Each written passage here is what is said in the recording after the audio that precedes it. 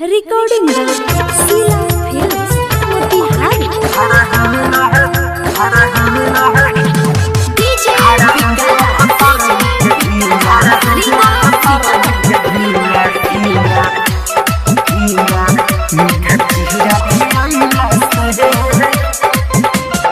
आवे नहीं जो सके तनो दीदी गे आवे नहीं जो सके तनो हाथ हिलैला से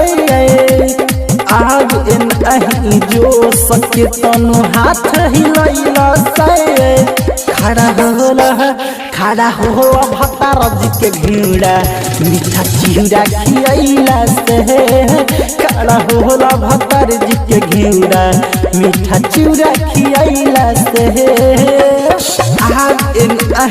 जो सके तनो हाथ हिलैला से अब नहीं जो सके तनो हाथ हिलैला से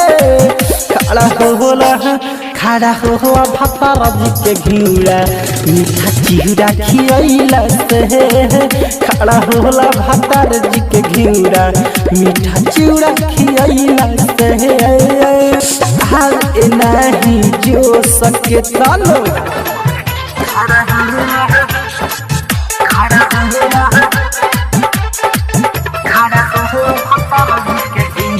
डीजे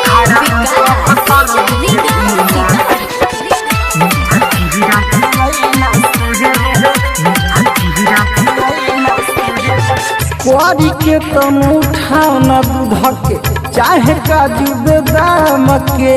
काको ही सखी हमर बलमुआ नइखे कवन काम के कुआरी के तम उठाओ न दूध के काजू किशमिश बेदाम के काको ही सखी हमर बलमुआ नइखे कवन काम के हमर थैली कहियल फैली हमर थैली कहियल फैली पानी चुआवे भैया से हमर थैली कहियल फैली पानी चुआवे भैया से खड़ा होला भतार जी के घिड़ा मीठा चिड़ा खियैला से खड़ा होला भतार जी के घिड़ा मीठा चिड़ा खियैला से आगे नहीं जो सके तनो डीजे म्यूजिक डायरेक्टर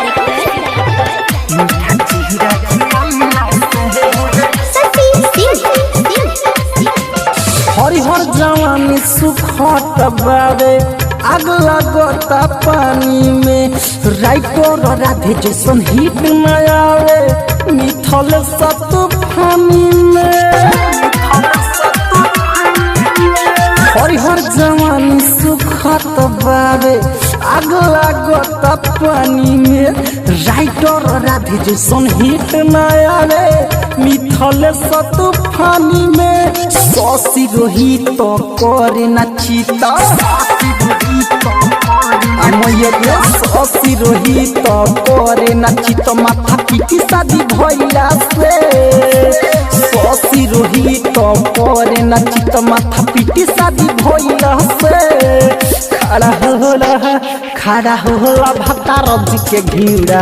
मीठा चिड़ा खियैला से खड़ा होला भतार जी के घिड़ा मीठा चिड़ा खियैला से आगे नहीं जो सके तनो हाथ हिलैला से अब नहीं जो सके तनो हाथ हिलैला से खड़ा हो भतार जी के घिड़ा मीठा चिड़ा खियैला से खड़ा होला भतार जी के घिड़ा मीठा चिड़ा खियैला से आगे नहीं जो सके तनो Sheela recording studio Motihari contact number 91 23 12 12 58।